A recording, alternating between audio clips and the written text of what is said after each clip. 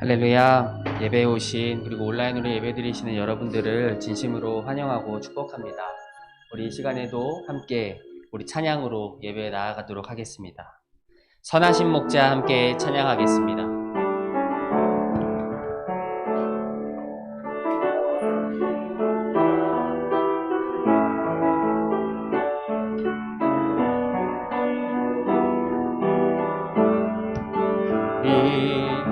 주의 말씀을 나 듣기 위하여 주 인도하는 곳 가려네. 선하신 목자 날 사랑하는 분 주 인도하는 곳 따라가리. 주의 말씀을 나 듣기 위하여 주 인도하는 곳 가려네. 나를 푸른 초장과 쉴만한 물가로 내 선하신 목자 날 인도해. 험한 산과 골짜기로 내가 다닐지라도 내 선하신 목자 날 인도해. 우리 이 시간 함께 박수치면서 찬양하도록 하겠습니다.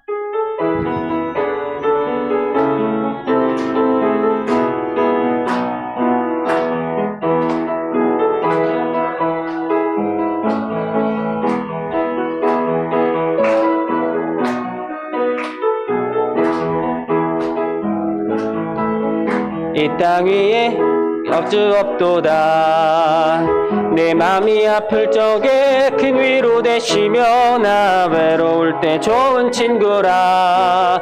주는 저 산 밑에 백합 빛나는 새벽별 이 땅 위에 비길 것이 없도다. 내 맘의 모든 염려 이 세상 고락도 주님 항상 같이 하여 주시고 시험을 당할 때에 악마의 개교를 즉시 물리치사 나를 지키네. 온 세상 날 버려도 주 예수 안 버려 끝까지 나를 돌아보시니. 주는 저 산 밑에 백합 빛나는 새벽별 이 땅 위에 비길 것이 없도다. 내 맘을 다하여서 주님을 따르면 길이 길이 나를 사랑하리니.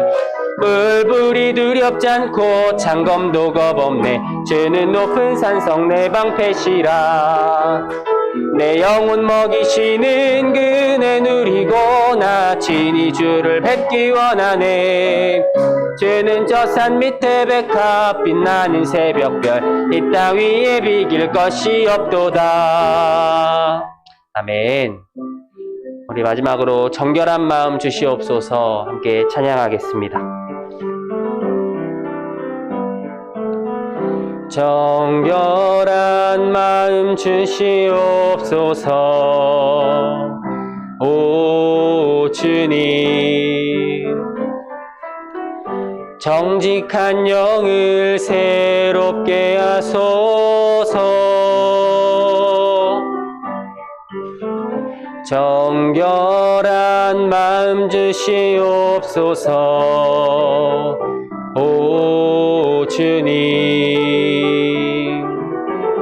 정직한 영을 새롭게 하소서.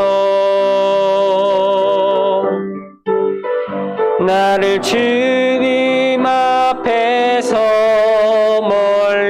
멀리하지 마시고 주의 성령을 거두지 마옵소서. 그 구원의 기쁨 다시 회복시키시며 변치 않는 마음 내 안에 주소서. 다시 한번 찬양하겠습니다. 정결한 마음 주시옵소서. 오 주님,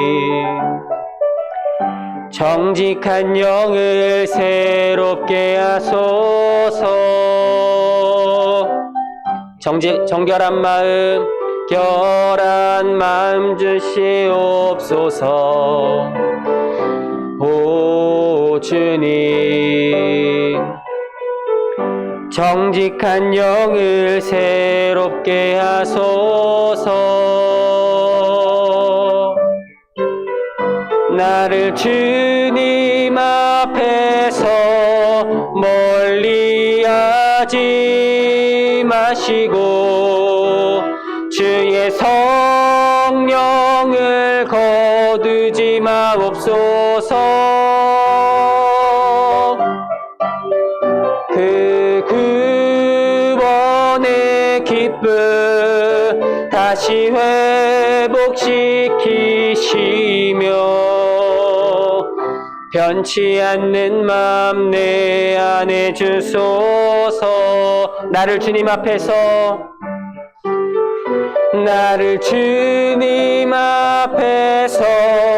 멀리하지 마시고 주의 성령을 거두지 마옵소서. 그 구원의 기쁨 다시 회복시키시며 변치 않는 맘 내 안에 주소서.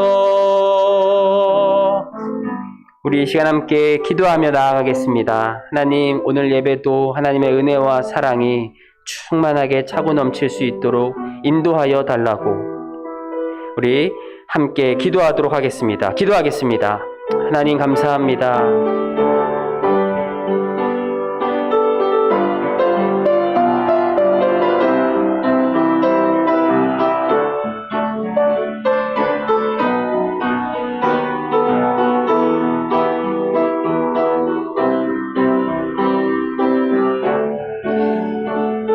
하나님, 예배 가운데도 함께하여 주시고 하나님의 은혜와 사랑이 충만하게 차고 넘치는 예배 될 수 있도록 인도하여 주시옵소서. 아버지 하나님, 각자의 처소에서 드리는 예배와 아버지 이곳에서 드리는 예배 가운데 하나님의 은혜가 충만하게 하여 주시고 주시는 말씀 붙잡으며 나아가는 우리 모두가 될 수 있도록 하나님 역사하여 주시옵소서. 주님의 은혜와 손길을, 주님의 은혜의 손길을 간절히 구하며 나아갑니다. 하나님 역사하여 주시옵소서.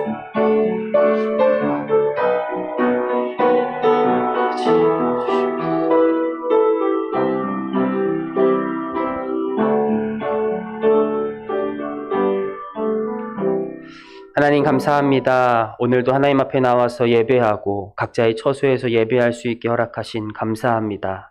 주시는 말씀 마음에 깊이 새기며 나아가는 귀한 예배의 시간 될 수 있도록 인도하여 주시옵소서. 신령과 진정으로 예배하는 우리 모두가 될 수 있도록 인도하여 주시옵소서. 감사하며 예수님의 이름으로 기도드렸습니다. 아멘. 오늘 우리에게 주시는 말씀은 누가복음 15장 31절 32절 말씀입니다. 우리 다 같이 한 목소리로 읽도록 하겠습니다. 시작. 아버지가 이르되 너는 항상 나와 함께 있으니 내 것이 다 내 것이로되 이 내 동생은 죽었다가 살아났으며 내가 잃었다가 얻었기로 우리가 즐거워하고 기뻐하는 것이 마땅하다 하니라. 아멘. 수요예배 때 아이들이 있으니까 참 좋습니다. 아이들이 없으면 제 앞에서 말씀을 전하기가 굉장히 힘듭니다. 네, 우리 어린이 친구들 수요예배에 많이 참석해서 함께 예배했으면 좋겠습니다. 오늘 즐거워하고 기뻐하는 것이 마땅하다는 제목으로 같이 이야기를 나누도록 하겠습니다. 여러분 혹시 배가 아팠던 적이 있습니까? 무엇을 잘못 먹어서 너무 많이 먹어서 배가 아팠던 적이 분명히 있을 테지만 이 그림, 여기 그림에 나온 이 친구는 실제로 배탈이 나서 배가 아픈 게 아니고 친구에게만 좋은 일이 생겨서 지금 질투를 하고 있는 겁니다. 사촌이 땅을 사면 배가 아프다라는 말이 있다고 하네요. 여러분이라면 이 친구의 잘 되는 모습을 보고 진심으로 기뻐해 줄 수 있을까요? 여러분이라면 함께 기뻐하며 축하해 줄 것 같아요. 그런데 오늘 말씀의 주인공은 그러지 못했대요. 우리 같이 한번 볼까요? 한 아버지에게 두 아들이 있었는데 어느 날 이 작은 아들이 아버지를 찾아와 이렇게 얘기했어요. 아버지, 제 몫으로 돌아올 재산을 미리 저에게 주세요.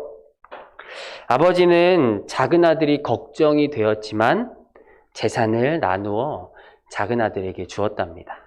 그러자 작은 아들은 아버지가 준 재산을 가지고 아버지와 함께 살던 집에서 나와서 길을 떠났어요. 작은 아들은 이곳 저곳을 돌아다니면서 아버지에게 받은 재산을 흥청망청 다 써버렸답니다. 방탕한 생활을 하며 자기 멋대로 살았어요. 작은 아들의 재산을 본 주변의 사람들은 이 작은 아들과 가까이 하기 위해서 막 기웃거리고 친한 척하면서 함께 어울렸어요. 작은 아들의 가지고 있던 재산을 흥청망청 쓰다 보니까 여러분 재산이 어떻게 됩니까? 점점 줄어들죠. 없어지죠. 점점 줄어들었고 결국 모두 자기가 가지고 있는 모든 재산을 다 써버렸죠. 작은 아들의 돈을 보고 따르던 주변 사람들이 이 작은 아들이 돈이 없는 걸 보고 어떻게 했을까요? 그렇죠. 점점 떠나기 시작했어요. 더 이상 돈이 없음을 알게 되자 작은 아들 주변에 있던 모든 사람들이 떠났어요. 돈도 없고 배는 고프고 근데 음식은 살 돈 역시 없고 그래서 이 배를 채울 수 있는 것을 찾아서 두리번거렸답니다. 작은 아들은 돼지가 먹는 열매라도 먹어서 배를 채워야겠다라고 생각을 하고 그 열매를 막 주워 먹었어요. 그러나 안타깝게도 그것마저도 돼지가 먹는 그 열매마저도 돼지의 주인이 먹지 못하게 하여서 쫓겨나는 신세가 되었답니다. 이 도망쳐 나온 아들은 이렇게 주저앉았습니다. 그리고 그때서야 깨달았죠. 내 아버지의 집에는 양식이 참 풍족했는데 그래서 아버지의 일꾼들도 많이 먹을 수 있었는데 나는 여기서 이렇게 굶어 죽는구나. 아버지께 가서 용서를 빌고 아들이라고 할 자격도 없으니 일꾼으로 써달라고 해야겠다 라고 생각했어요.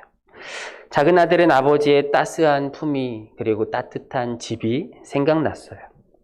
아버지의 품에서 벗어나 집을 나온 것을 후회하게 된 것이죠. 작은 아들은 일어나 아버지의 집으로 갔습니다. 그런데 그때 저 멀리서 누군가가 막 달려왔어요. 누구였을까요? 바로 아버지였어요. 아버지는 작은 아들을 꼭 안아주고 환영해 주었죠. 작은 아들은 생각했었던 걸 말했어요. 아버지, 제가 아버지께 큰 죄를 지었으니 이젠 아버지의 아들이라고 할 자격도 없습니다. 그저 일꾼으로 써주세요. 그런데 아버지는 기쁜 얼굴로 하인들을 불렀습니다. 어서 아들을 데려다가 제일 좋은 옷을 입히고 손가락에 반지를 끼우고 신발을 신겨 주어라. 그리고 살찐 송아지를 끌어와 잡아서 우리 함께 먹고 즐기자꾸나. 나의 이 아들은 죽었다가 다시 살아났고 잃었다가 다시 찾았다. 라고 아버지가 하인들에게 얘기했어요. 한편 아버지에게는 아들이 2명 있다고 그랬었죠. 이 큰아들이 문제였어요. 큰아들이 밭에서 일을 하고 돌아왔는데 집에서 막 풍악 소리가 나고 잔치가 벌어져 있고 수많은 값비싼 음식들이 나열된 것을 보고 하인을 불러서 물어봤어요. 그러자 하인이 이렇게 얘기했어요. 동생이 돌아왔습니다. 동생이 돌아와서 아버지께서 크게 잔치를 열으셨습니다. 이 이야기를 듣자 이 큰아들은 몹시 화가 났어요.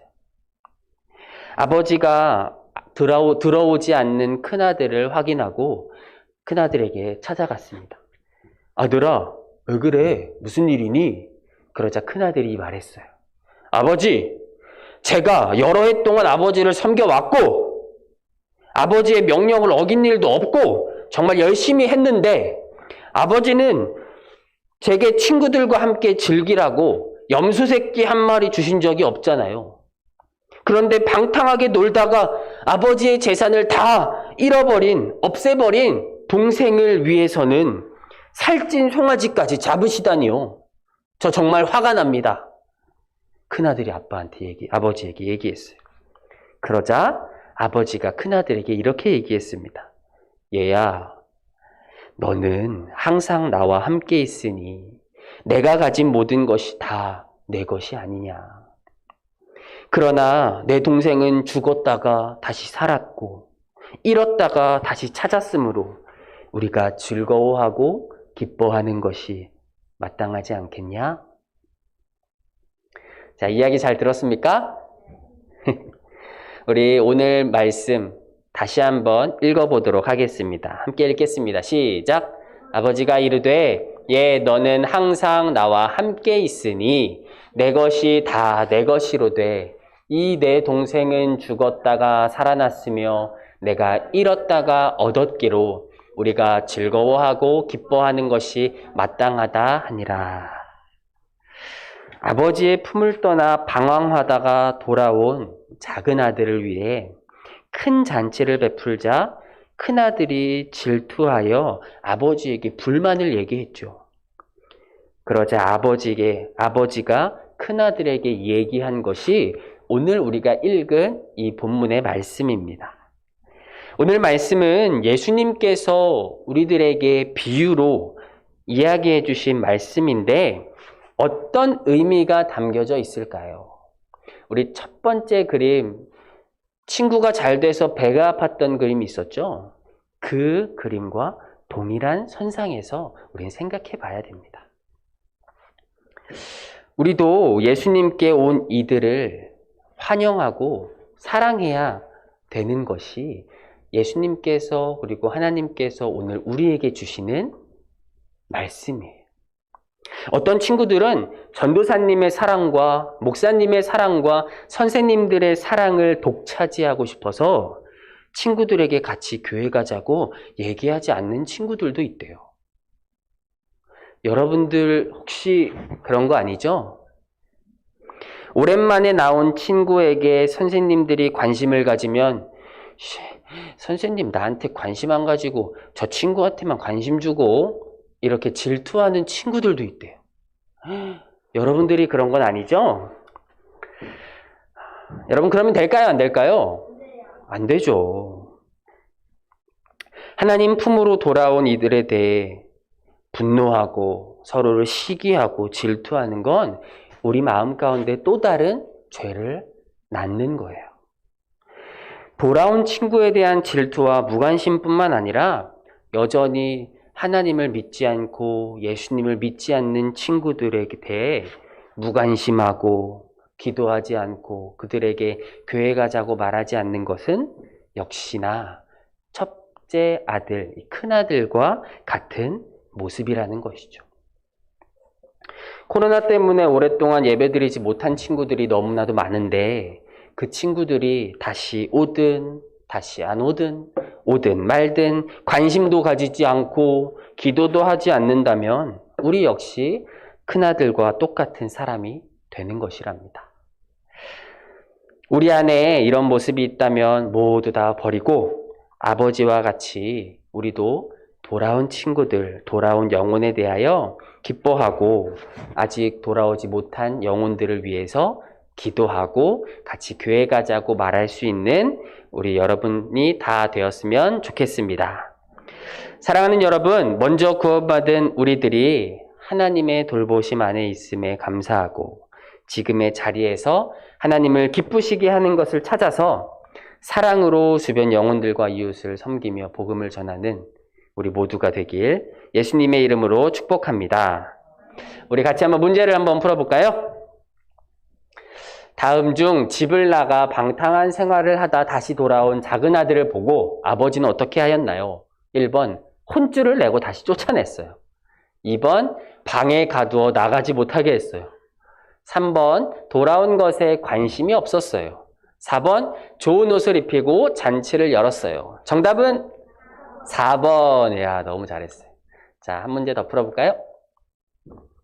다음 중 악하고 더러운 죄 짓는 세상에서 돌아온 우리를 보고 가장 기뻐하실 분은 누구일까요? 1번 사탄, 2번 대통령, 3번 선생님, 4번 하나님. 정답은? 너무 쉬웠죠? 한 문제만 더 풀어볼까요? 다음 중 교회를 찾아온 새 가족들과 친구들에게 우리가 할 수 있는 일이 아닌 것은 무엇인가요? 1번 친절하게 사역자분들께 안내해요. 2번 예배를 잘 드릴 수 있도록 도와요.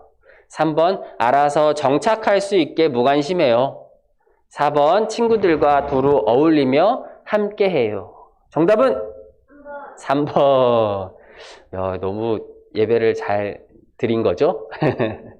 우리 전도사님이 기도하고 마치도록 하겠습니다.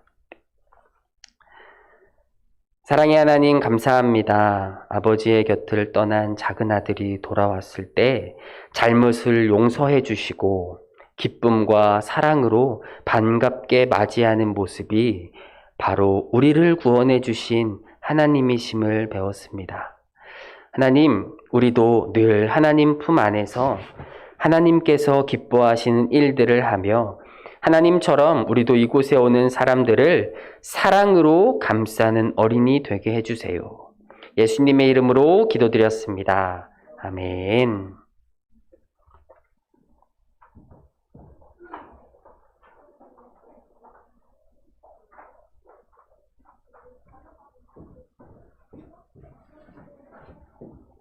할렐루야. 저도 수협에 여러분이 있어야 저도 하기가 좋습니다.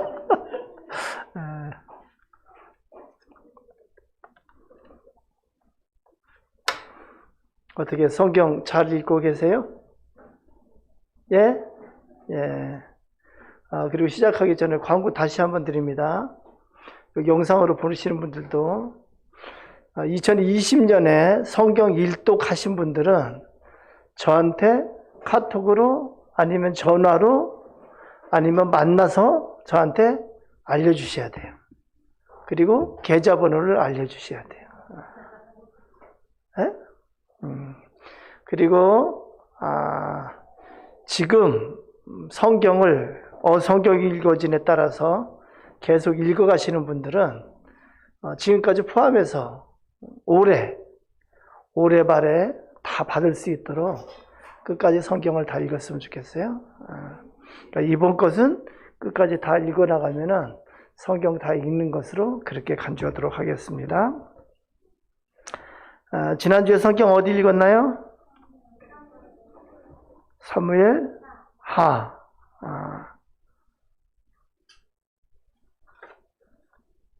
사무엘 하.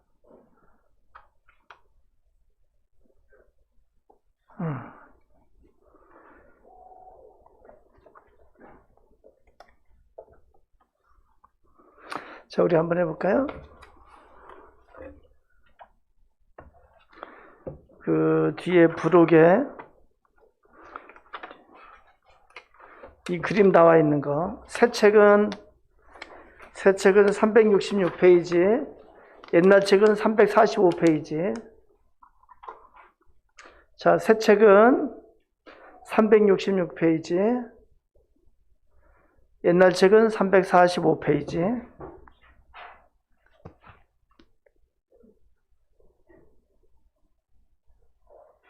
저기 다시 한번 봅니다. 성경의 역사서가 바탕에 깔리고, 그리고 각 시대별로 선지서와 시가서가 어떻게 들어가 있는지 한번 보도록 합니다. 역사서가 초록색 동그라미가 역사서입니다. 창세기, 그 다음에 뭐예요? 출애굽기, 그 다음에 레위기, 민수기, 신명기, 여호수아서, 사사기, 룻기, 사무엘상, 사무엘하, 열왕기상, 열왕기하, 역대상, 역대하, 예스라, 예스더, 느헤미야. 그렇게 하면은 구약이 역사가 끝나게 됩니다. 지금 우리가 사무엘하까지 했어요. 참 많이 했네요. 그죠? 그냥 이렇게 따라오니까 이렇게 힘들지 않게 할 수 있죠. 그렇죠. 거기 세모로 되어 있는 것이 시가서입니다. 그래서 시가서 욥기가 나오죠. 시가서에 처음 나오는 것이 뭘까요? 시가서에 처음 나오는 것이 뭐예요? 욥기예요. 욥기. 갑자기 물어보니까 이상한데 욥기는 욥은 어느 시대 사람이냐면은 아브라함 같은 시대. 그래서 창세기 그 위에 욥 해가지고 세모가 있습니다. 그 다음에 나오는 것이 뭐예요? 시편. 시편은 주로 누가 많이 썼어요? 다윗. 그래서 어디에 있어요? 다윗 사무엘하. 그래서 사무엘 3 그 위에 시편이 있습니다. 그 다음에 시가서 또 나오는 것이 뭐예요? 잠언. 잠언은 누가 많이 썼어요? 솔로몬. 그러니까 솔로몬은 열왕기상. 그래서 왕 위에 있습니다. 잠언 다음에 전도서가 나와요. 전도서도 누가 썼어요? 솔로몬. 그 다음에 아가서가 있습니다. 아가서 누가 썼어요? 솔로몬. 그래서 열왕기상 그 시대 그 위에 있습니다. 그렇게 하면은 시가서는 끝났어요. 그죠? 그 다음에 역사서가 나와요. 구약 성경에 역사서 말고 선지서, 예언서. 그러니까 구약의 이게 그 구성이 어떻게 됐냐면은 창세기서부터 느헤미야서까지 역사서. 그러니까 시대로 보면은 느헤미야가 대략 BC 430년 그 정도. 그리고 그 시대는 우리 세계사에서 배우는 것 중에 그리스의 소크라테스 시대하고 마찬가지 시대예요. 역사서 성경 순서를 보면은 이사야서, 예레미야서, 예레미야, 에가, 예스겔, 다니엘, 호세아, 요엘, 아모스, 오바댜, 요나, 미가, 나훔, 하박국, 스바냐, 학개, 스가랴, 말라기. 총 몇 권이에요? 17권. 그 중에서 이건 거꾸로 봅니다. 거꾸로 봐요. 선지서 중에서 시대적으로 맨 마지막에 써진 것이 뭐예요? 구약 성경의 맨 마지막 말라기서가 마지막에 썼어요. 그 다음에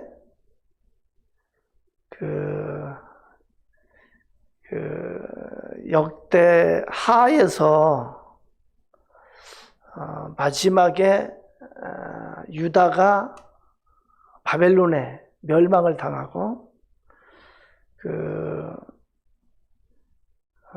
이스라엘 백성들이 이제 포로로 잡혀가요. 그래서 포로 시대인데 여기 보면은 다니엘, 예스겔 이 사람들은 어떤 사람이냐면은 포로로 잡혀간 사람들이에요. 그래서 어떻게 보면 역대기 그때 사람들인데 역대기 이제 마지막 사람들 그리고 포로로 잡혀간 사람들이고 그래서 여기서는 포로로 잡혀간 사람들 해가지고 역대기 그 밑에다가 다니엘, 예스겔 이렇게 넣었습니다. 여기서는 그거보다도 이제 뒤에다 넣어도 괜찮아요. 포로 시대로 했고 예스라, 예스더.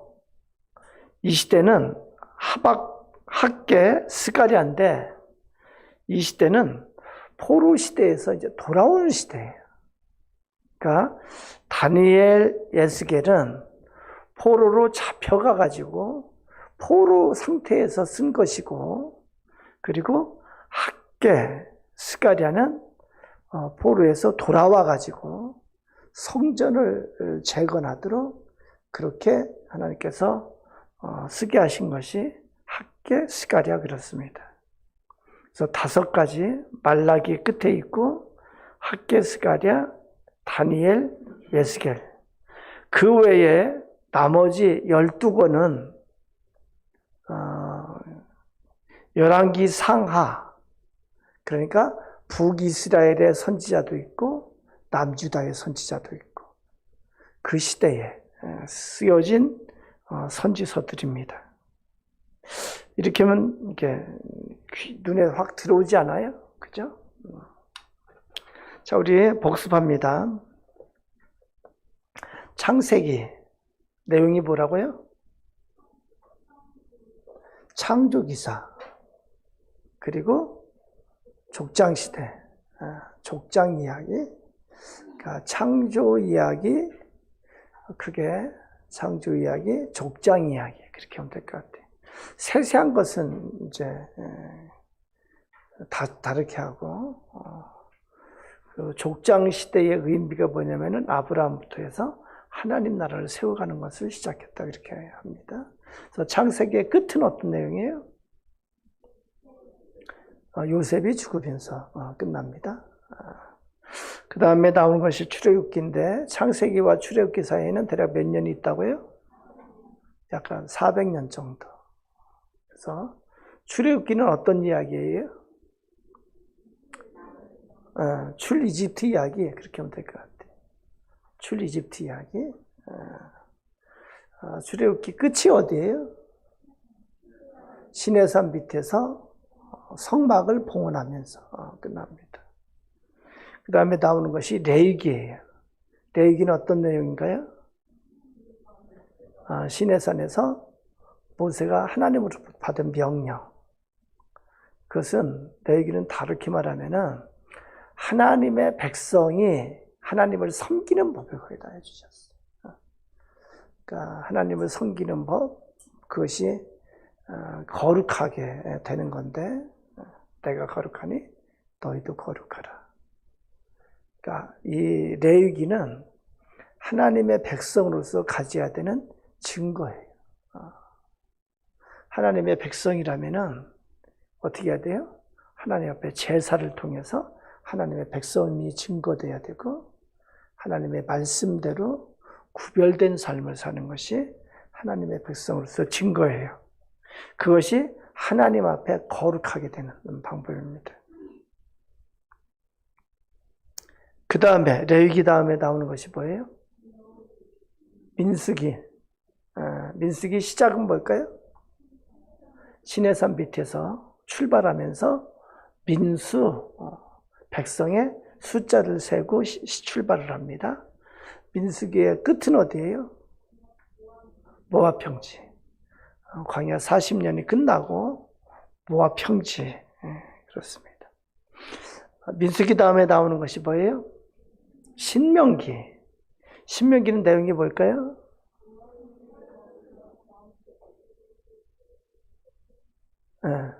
그렇습니다. 모압 평지에서 이렇게 하는데 모압 평지에서 모세가 이스라엘 그 다음 세대에게 하는 세 편의 설교.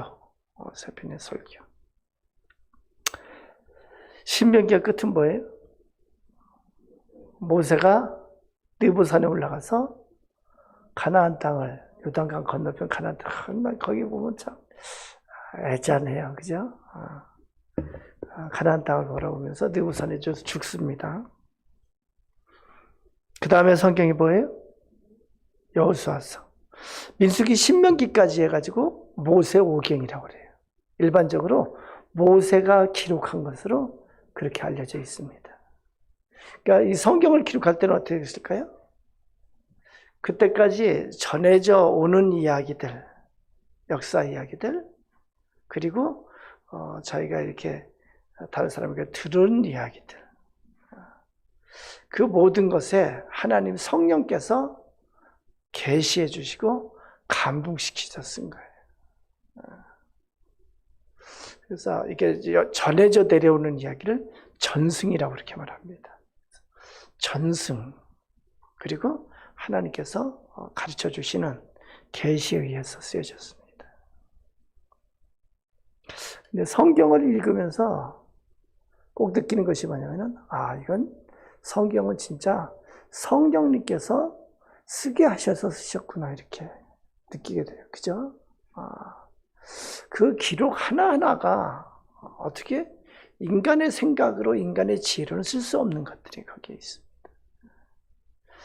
다시 성경을 보고 봐도 사람이 지어낸 이야기라고 할 수가 없어요. 그래서 모세가 이제 지도자로서 모압 평지에서 끝나게 되고, 그 다음에 나오는 것이 여호수아서예요. 여호수아서는 어떤 내용이에요? 가나안 정복기예요. 이제 여호수아가 새로운 지도자가 되어서 가나안을 정복하는 내용이 거기에 들어 있습니다. 그래서 가나안에 들어가고 가나안을 정복하고 가나안 땅을 분배하는 이야기가 거기에 들어가 있습니다. 여호수아서 다음은 뭐예요? 사사기. 여러분이 이제 많이 잘 된 것 같아요. 그죠? 내용이 이렇게 쭉 머릿속에서 되죠? 그렇게 하고 성경을 읽었으니까 성경이 훨씬 더 잘 이해가 되고 들어옵니다. 자, 여기서 다음에 사사기. 사사기는 쉽게 말하면 무슨 이야기예요? 다음 세대 이야기. 그러니까 뭐 사사시대의 이야기인데, 성경 보면은 다음 세대. 근데 그 다음 세대는 다른 세대예요. 여호와 하나님을 알지 못했더라, 그렇게 기록이 됩니다. 그래서 여호와 하나님을 알지 못해서 어떻게 했어요? 자기 소견에 좋은 대로 행하더라, 그렇게 됩니다. 그래서 영적으로는 깜깜한 시대예요. 그래서 사사기를 보면은 좀 황당한 얘기들이 참 많아요. 하나님의 백성들로서 어떻게 이런 모습일까 하는 황당한 모습을 갖게 됩니다. 사사기 다음에 뭐가 나와요? 룻기가 나옵니다. 룻기는 어떤 거예요? 사사시대의 한 가정의 이야기. 그래서 룻기를 통해서 우리가 보여주는 것은 뭐예요? 그렇죠. 하나님의 구원의 역사가 그 어떤 시대 상황에서도 구원의 역사는 그렇게 흘러가고 있는 거예요. 구원의 역사는 중단됨 없이 흘러가는 거예요. 그래서 룻기의 끝에 그 족보 이야기가 이렇게 나옵니다. 그래서 사사시대가 끝나고, 아직 끝나지 않았죠? 자, 그래서 동그라미 중에서 역사서인데, 그 밑에 동그라미로 되어 있는 거, 레위기, 신명기, 룻기, 이것은 시간의 흐름이 없어요. 그죠? 역사서는 역사서지만, 레위기는 출애굽기에 부속된 거고, 신명기는 민수기에 부속된 거고, 룻기는 사사기에 부속된 거예요. 여러분, 그 사사 중에서 마지막 사사가 누굴까요? 사무엘입니다. 그래서 이제 마지막 나오는데, 사무엘상은 어떤 내용일까요? 그렇죠. 근데 하나 덧붙였으면 좋겠어요. 제목이 뭐예요? 사무엘이니까 마지막 사사 사무엘과 초대 왕 사울의 이야기, 그렇게 하면 될 것 같아요. 그래서 마지막 사사 사무엘로 인해서 사사 시대가 끝나고 왕정 시대가 시작되면서 초대 왕 사울 왕의 이야기. 그래서 사무엘 상의 끝은 뭐예요? 사울 왕이 죽는 걸로 끝나죠. 사울 왕이 요나단과 같이 죽습니다. 지난주에 사무엘 하를 읽었는데, 사무엘 하는 누구의 이야기예요? 다윗 이야기. 그렇게 하면 될 것 같아요. 그냥 다윗 이야기가 나옵니다. 자, 제가 지난주에 사무엘하를 읽으면서 숙제를 줬어요. 어떤 것을 읽으라고. 어떤 걸 읽었어요? 제가 숙제를 준 게 뭐예요? 다윗의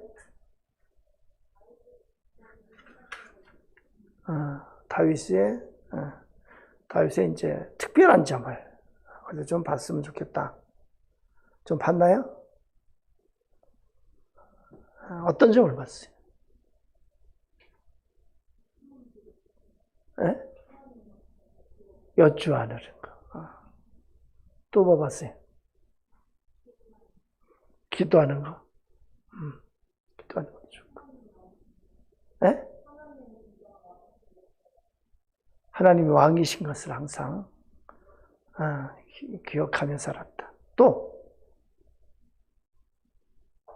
많을 텐데 제가 한번 하면은 여러분이 그렇지 하고 다 할 거야. 제가 그래서 그것을 정리해 봤어요. 이번 시간이 큰 은혜의 시간이 됐으면 좋겠어요. 이번 시간 한 것을 자, 다윗은 이스라엘 왕입니다.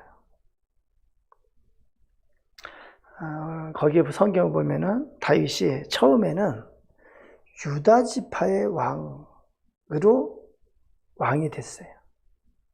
그래서 유다 지파의 왕이 됐다는 것은 거기 보면은 헤브론에서 7년 반 동안 왕했습니다. 그리고 사울 왕이 죽은 다음에 그 아들 때에 나머지 11지파 그들과 다윗 휘하에 그 사무엘하 초반기에 보면은 막 싸우면서 막 죽이고는 것이 나와요, 그죠? 그래서 사울 아들을 통해서 그 북이스라엘 11지파 그 왕국이 지속이 되고 있었어요. 근데 나중에 그들이 다윗에게 찾아와 가지고 왕이 되어 달라고 그래요.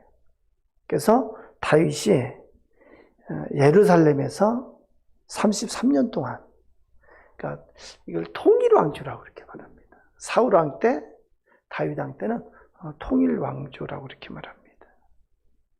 그래서 다윗이 대략 40년 동안 왕노릇을 했습니다. 제가 역사서, 그러니까 시간의 그 큰 걸로 가르쳐 줬어요. 아브라함, BC 2000년, 그렇게 기억을 하라고 그랬어요. 다윗, BC 1000년. 다윗, BC 1000년, 그렇게 기억해요. BC 1010년에 왕이 됐어요. 그래가지고 40년 동안 왕노릇 했습니다. 그리고 솔로몬이 BC 970년에 왕이 됩니다. 그렇게 하고 구약이 끝나는 것이 아까 한 것처럼 BC 430년. 거기다 좀 더 상세하게 하면은 북이스라엘이 멸망한 것이 BC 722년, 남유다 왕국이 멸망한 것이 BC 586년. 그리고 구약의 모든 역사와 선지서가 끝나는 것이 BC 430년. 그럼 될 겁니다.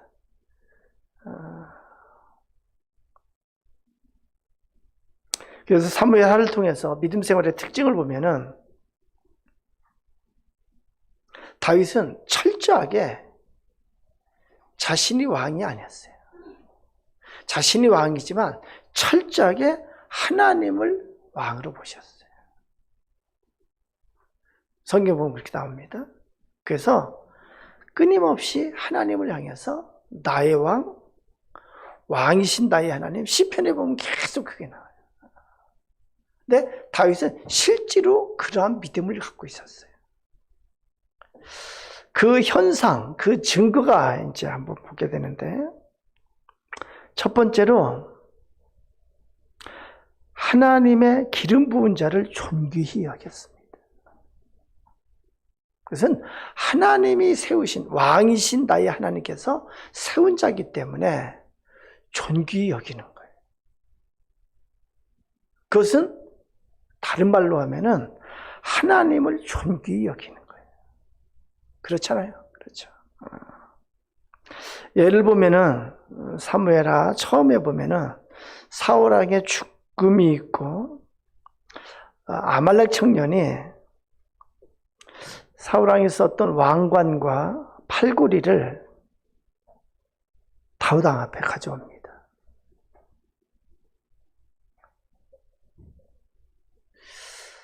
왜 갖고 왔을까요? 당연히 세상적으로 다윗과 사울이 원수라고 생각을 했어요. 그래서 다윗 왕에게 사울 왕의 왕관과 팔고리를 갖고 오면은 보상을 받을 거라고 당연히 생각을 했어요. 그럴 거 아니에요, 그죠? 근데 결과는 어떻게 됐냐면은 다윗 왕이 묻습니다. 이거를 어떻게 가져왔느냐? 그러니까 이 청년이 아말렉 청년인데 내가 전쟁터에 갔었는데 마침 사울 왕이 마지막 죽기 직전에 나를 보고 자기를 죽여달라고 그렇게 했다. 그래서 죽였다. 그리고 가져왔다.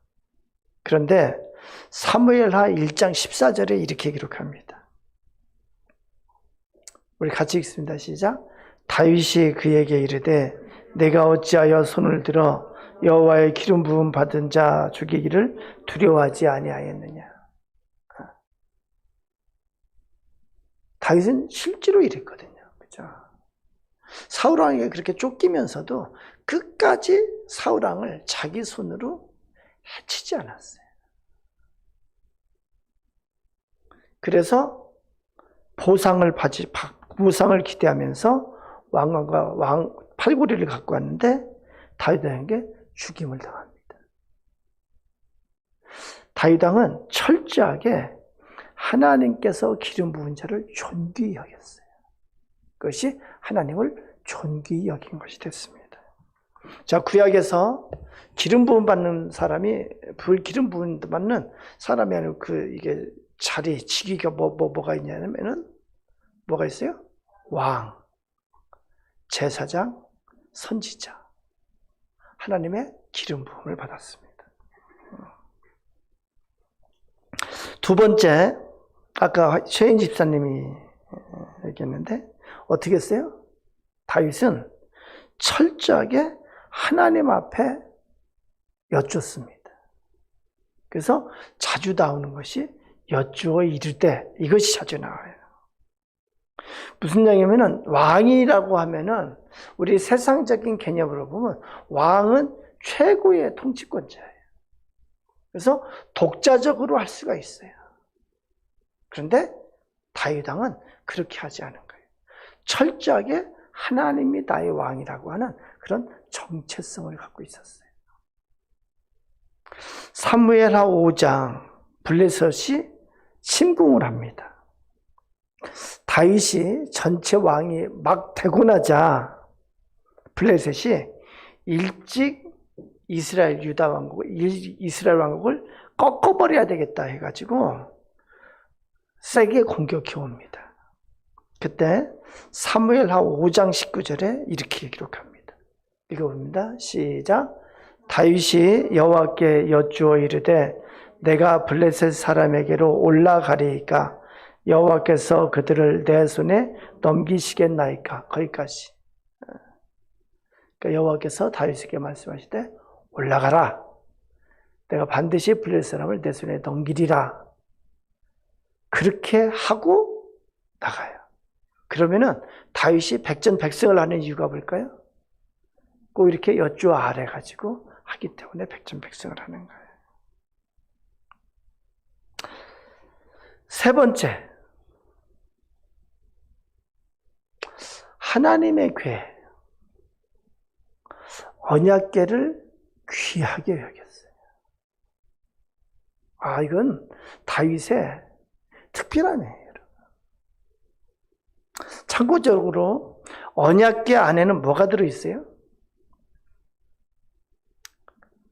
언약궤 안에? 네? 모세의 십계명 돌판, 또 거기서 만나, 만나 항아리, 그 다음에 아론의 쌍난 지팡이 3개가 들어있었어요. 그런데 언약궤는 그러니까 박스고 그 안에 이제 3가지가 들어가 있는데 이 자체는 뚜껑이 아니고 이 자체가 언약궤예요. 거기 언약궤에 뚜껑이 덮여 있어요. 이 뚜껑을 시온 자라고 이렇게 말합니다. 시온 자. 그래서 그 위에 천사가 그룹이라는데 그룹이 2그룹이 이렇게 조각이 돼 있어가지고 그것이 그 끝에 닿을 정도로 이렇게 크게 조각이 돼 있습니다. 근데 언약궤 위에 시온자, 언약궤, 그것에 대해서 출애굽기 25장 22절에 하나님께서 이렇게 말씀합니다. 우리 같이 한번 읽어봅니다. 시작. 거기서 내가 너와 만나고 속죄소 위 곧 증거궤 위에 있는 2그룹 사이에서 내가 이스라엘 자손을 위하여 내게 명령할 모든 일을 내게 이르리라 이렇게 말합니다. 우리가 이제 성막을 이제 출애굽기 끝에 봉헌을 했는데 성막은 거기 이제 그 성막 치는 것을 이렇게 보면은 외부에 그 판으로 이렇게 해가지고 울타리를 쳐요, 그죠? 울타리를 칩니다. 그리고 거기에 출입문이 있습니다. 그래서 글이 이렇게 들어오면은 성막에 뜰이 있어요. 뜰에는 번제단이 있고 물두멍이 있고 거기서 제물을 소나 양이나 이 제물을 잡습니다. 제사장이 잡아서 씻어서 번제단에 올려놓습니다. 그렇게 하고 뜰이 있고 그 안에 성막이 이렇게 그러니까 천막으로 성막을 이렇게 몇 겹으로 해서 만드는데 성막을 들어가 보면은 안에 좀 넓게 성소가 있어요. 그렇죠? 성소 안에는 뭐가 있냐면은 분향단이 있고 금촛대, 그 등대 이렇게 촛대가 있고 진설병이 있어요. 이 3가지가 있고 그리고 지성소가 작게 있는데 지성소에 글이 이제 들어가면 지성소에 언약궤가 있어요. 그리고 그 시온자가 그 위에 덮여 있고 이 지성소가 하나님께서 약속하신 대로 하나님의 임재의 장소라고 그렇게 말씀하십니다. 거기에서 하나님께서 만나시고 거기에서 말씀하신다 그렇게 말합니다. 민수기 7장 89절 거기도 이렇게 말씀합니다. 같이 읽습니다. 시작. 모세가 회막에 들어가서 여호와께 말씀하려 할 때에 증거궤 위 속죄소 위에 2그룹 사이에서 자기에게 말씀하시는 목소리를 들었으니 여호와께서 그에게 말씀하심이었더라. 아멘. 그것이 그래서 이 언약궤를 다윗은 하나님이라고 생각해요. 하나님의 임재. 눈에 보이지 않는 하나님이 그 언약궤에 계시다고 생각을 하는 거예요. 그러니까 하나님의 실존을 아주 귀하게 여긴 것이 다윗의 신앙입니다.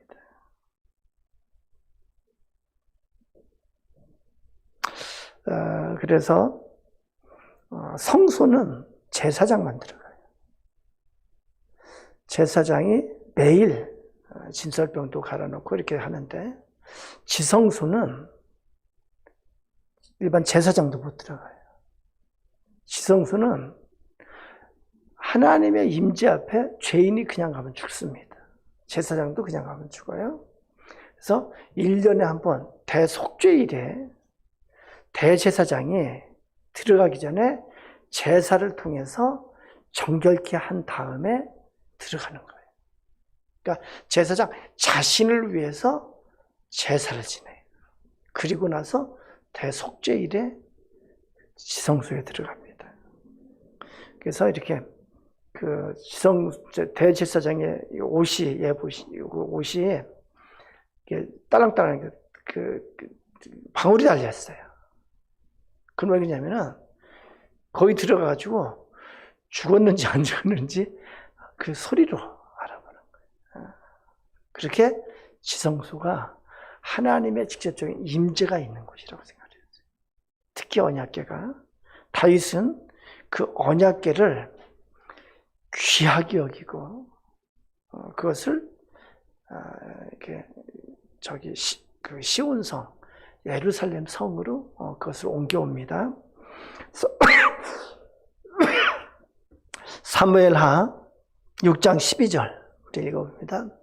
있습니다. 시작.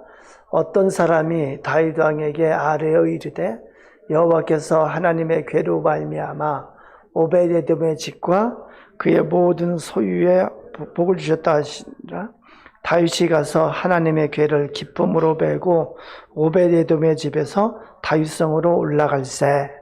이건 어떤 장면이냐면은 제일 처음에 성막이 어디에 있었냐면은 사사시부터 쭉 어디 있었냐면은 실로에 있었어요. 실로에 있었는데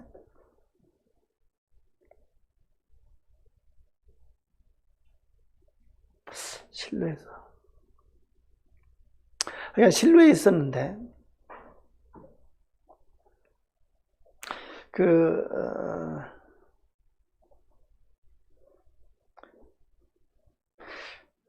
이제 다윗이 왕이 되고 나서 그 시온성 예루살렘에 성막을 새로 짓고 오래된 거니까 몇백 년 되니까 새로 짓고 그 언약궤를 옮겨와요. 근데 언약궤를 옮겨오는데 어떤 일이냐면은 이게 소의 이제 수레에 타서 그러니까 이 다윗이 미처 이제 레위기에서 가르쳐주는 그 언약궤를 옮기는 그 방식을 잘 믿고 옮기는 마음만 앞서가지고 그래서 소가 이끄는 수레에다 그걸 태워가지고 그것을 오다가 흔들리니까 우사가 그걸 손을 잡아요. 근데 우사가 거기서 바로 즉사하게 됩니다. 그래서 이 수레가, 이 언약궤가 들어오지를 못해요. 그래가지고 어디로 가냐면은 오베데돔의 집으로 갑니다. 여러분 다 이제 그 사무엘하를 읽었으니까 잘 이제 기억이 날 거 얘기하면은 오베데돔의 집에 갔는데 어떤 사람이 오늘 말씀은 오베데돔의 집과 그의 모든 소유에 복을 주셨다 한지라. 그러니까 다윗이 그 말을 듣고 다시 하나님의 궤를 기쁨으로 베고 오베데돔의 집에서 다윗성으로 올라갈세 이렇게 된 말합니다. 여기 보면 두 가지를 저는 볼 수 있어요. 다윗이 궤를 아주 중요시 여긴 것도 있고 시간이 넘어가는데 중요시 여긴 것도 있고 그리고 또 하나는 하나님의 복을 굉장히 사모하는 자였단 말이에요. 그렇죠? 그걸로 인해서 복을 받았을 수도 있고 그것을 시온성으로 옮겨오는 거예요. 그렇죠? 그 마음은 사모하는 마음이라고 그렇게 하면 될 것 같습니다. 그리고 언약궤가 다윗성으로 들어올 때 성경 봅니다. 6장 14절에요. 사무엘 6장 14절 시작. 다윗이 여호와 앞에서 힘을 다하여 춤을 추는데 그때의 다윗이 베이의 옷을 입었더라. 그래서 이렇게 언약궤에 다윗이 들어올 때 다윗이 여호와 앞에서, 그러니까 언약궤가 바로 여호와 하나님이라고 생각을 했어요. 그 앞에서 힘을 다하여 춤을 췄습니다. 그때 다윗이 베이의 옷을 입었더라. 베이의 옷을 입었다는 것은 우리로 보면은 그러니까 예식 복에 이렇게 정장을 입은 거예요. 그런데도 언약궤 앞에서 기뻐가지고 막 그렇게 춤을 춘 거예요, 여러분. 그것이 다윗의 믿음이었어요. 그래서 먼저 언약궤, 하나님의 임재, 하나님을 귀히 여겼다는 거예요. 그것은 이렇게 우리가 요즘 시편을 하는데 그걸 다시 다르게 해석을 하면 뭐냐면은 하나님을 예배하는 거예요. 하나님 앞에 존귀를 올려드리는 거예요. 네 번째, 다윗은 성전 여호와의 집 짓기를 소원했어요. 이건 다윗의 너무나도 큰 특징이에요, 여러분. 사무엘하 7장 4절 5절 우리 읽습니다. 7장 4절 5절 같이 읽습니다. 시작. 그 밤에 여호와의 말씀이 나단에게 임하여 이르시되 가서 내 종 다윗에게 말하기를 이와 같이 말씀하시되 네가 나를 위하여 내가 살 집을 건축하겠느냐. 제가 이렇게 주석서를 읽어보니까 두 가지인데 저는 제가 해석하는 게 맞다고 확신을 해요. 내가 나를 위하여 내가 살 집을 건축하겠느냐. 나는 이거 하면서 얼마나 감동을 받았는지 몰라요. 여기 이 말씀을 통해서 하나님의 마음이 저는 보였어요. 하나님이 다윗이 하나님의 집을 지으려고 그러는데 하나님이 그 마음을 대견해 하시고 아주 고마워하세요. 자, 우리 다음 6절 7절도 한번 읽어봅니다. 6절 7절 읽습니다. 시작. 내가 이스라엘 자손을 애굽에서 인도하여 내던 날부터 오늘까지 집에 살지 아니하고 장막과 성막 안에서 다녔나니 이스라엘 자손과 더불어 다니는 모든 곳에서 내가 내 백성 이스라엘을 먹이라고 명령한 이스라엘 지파들 가운데 하나에게 내가 말하기를 너희가 어찌하여 나를 위하여 백향목집을 건축하지 아니하였느냐고 말하였느냐. 여러분 혹시 이제 주석서를 보면은 이걸 가지고 네가 나를 위하여 내가 살 집을 건축하겠느냐 하나님께서 허락하지 않으셨다고만 해석하는 사람이 있어요. 그 증거로 하나님께서 백향목집 건축하지 않았냐고 말하였느냐 이걸 가지고 이제 그렇게 하는데 저는 이걸 보고 너무 은혜가 됐어요. 하나님이 네가 나를 위하여 내가 살 집을 건축하겠느냐? 하나님이 다윗의 그 마음을 보시고 아주 대견해하시고 고마워하세요. 그리고 내가 말하기를 너희가 어찌하여 나를 위하여 백향목집을 건축하지 아니하였느냐고 말하였느냐?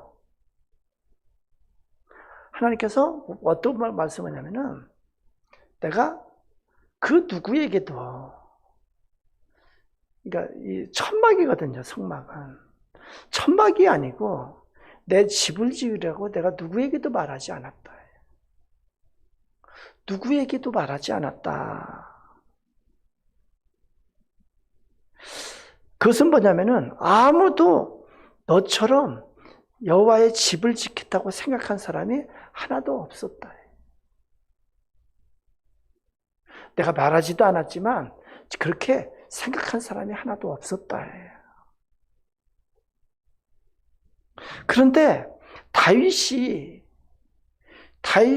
처음으로 내가 여호와의 살 집을 지어야 되겠다고 간절히 마음에 소원을 한 거예요. 그래서 다윗이 나단에게 그걸 얘기한 거예요. 하나님이 그 밤에 그걸 들으시고 하나님께서 흥분하신 것 같아요.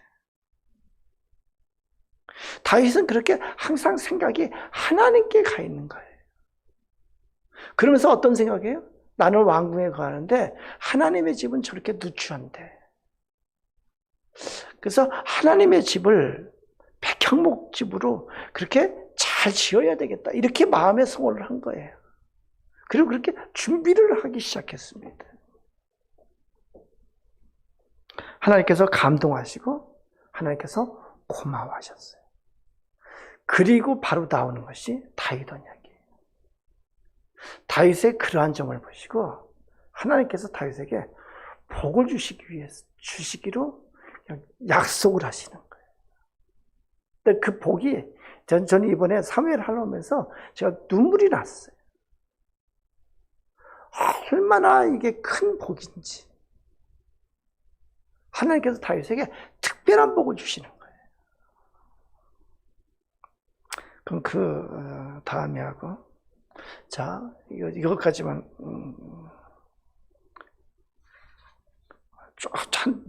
한 5분만 더 합니다. 5번째, 다윗이 하나님의 집, 하나님의 전을 사모했어요.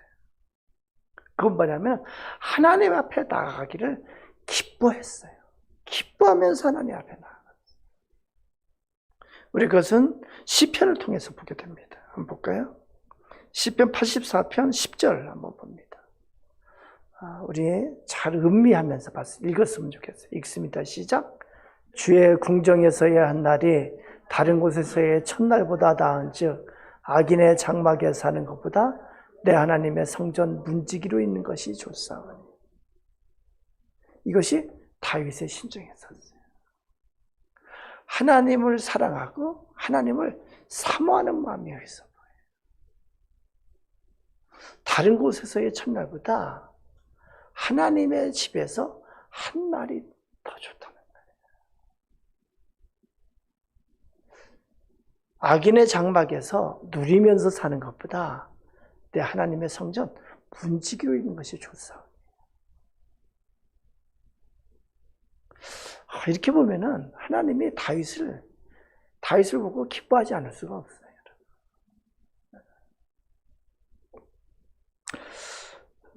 하나님의 집에 거하기를 기뻐했습니다. 이것을 보면은 평생 사는 동안 우리한테 적용시키면 어떨까요? 우리한테 적용시키면은 평생 사는 동안 하나님 나라 천국을 사모하며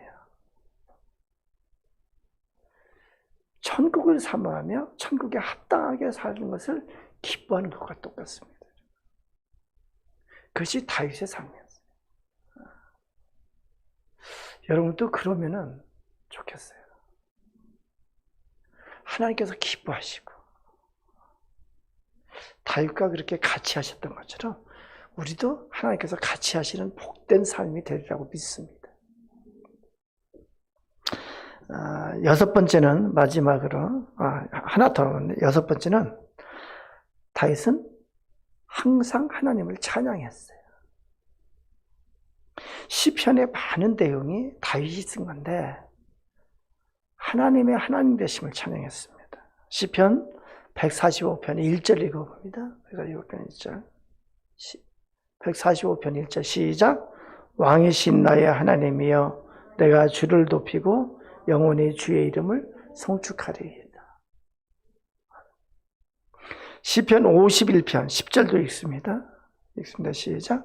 하나님이여 내 속에 정한 마음을 창조하시고 내 안에 정직한 영을 새롭게 하소서. 여기 정한 마음은 정결한 마음입니다. 다윗은 하나님의 하나님 되심을 잘 알았어요. 창조주 하나님, 주인 되시는 하나님, 나의 왕이신 하나님, 나의 목자 되신 하나님, 그 하나님을 알고 그 하나님을 찬양하는 거예요. 제가 예배할 때 기본으로 하는 말씀이 시편 100편 1절에서 3절까지 있습니다. 한번 읽어봅니다. 시작. 온 땅이여 여호와께 즐거운 찬송을 부를지어다. 기쁨으로 여호와를 섬기며 노래하면서 그의 앞에 나아갈지어다. 여호와가 우리 하나님이신 줄 너희는 알지어다. 그는 우리를 지으시니요 우리는 그의 것이니 그의 백성이요 그의 기르시는 양이로다. 아멘. 여기서 예배가 뭔지 가르쳐줘요. 예배의 전제는 여호와가 우리 하나님이신 줄 너희는 알지어다.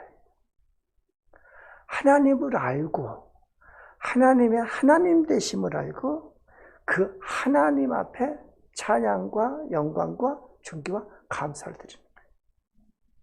그 하나님이 어떤 하나님이냐? 그는 우리를 지으시니 창조주 하나님이에요.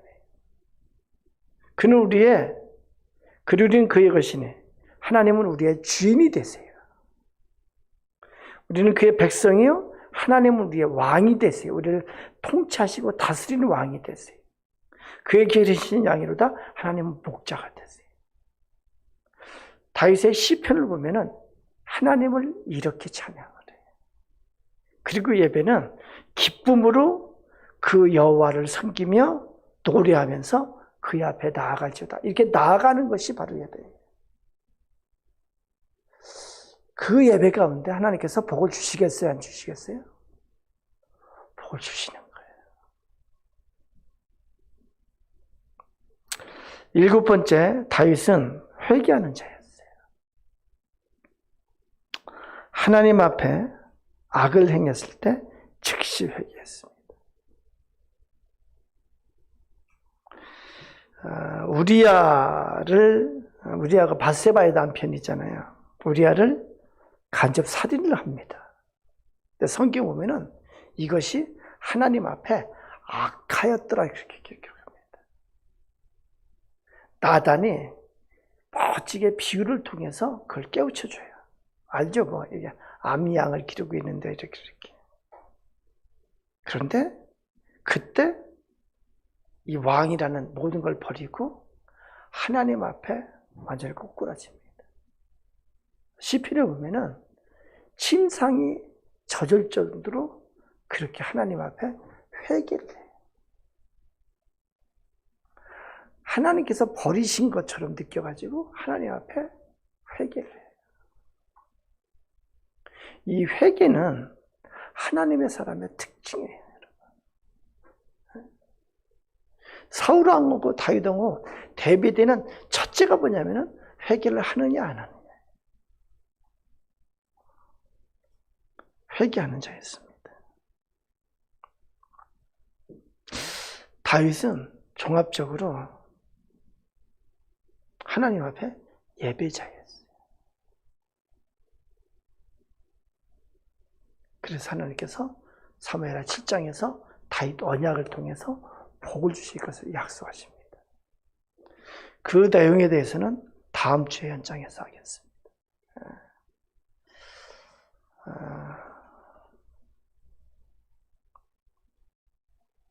사무엘하의 핵심은 그래서 사무엘하 7장인 것 같아요.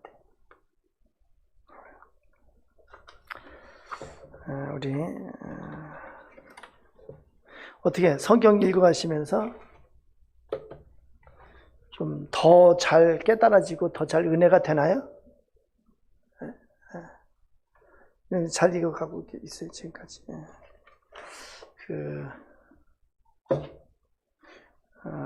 다음 주에 이번 주에 성경 읽을 때는 어딜까요? 열왕기상. 열왕기상이 22장까지밖에 없어요. 그래서 어떻게 할까 고민을 되게 했는데 이번에 만회를 할 기회를 주는 게 좋을 것 같아. 그렇죠? 그래서 열왕기상 22장까지. 그럼 참 이건 좀 가볍게 읽을 것 같아요. 하루에 뭐 4장씩만 읽으면 되니까. 그 다음에 열왕기하도 25장이니까 열왕기상만 읽도록 합시다.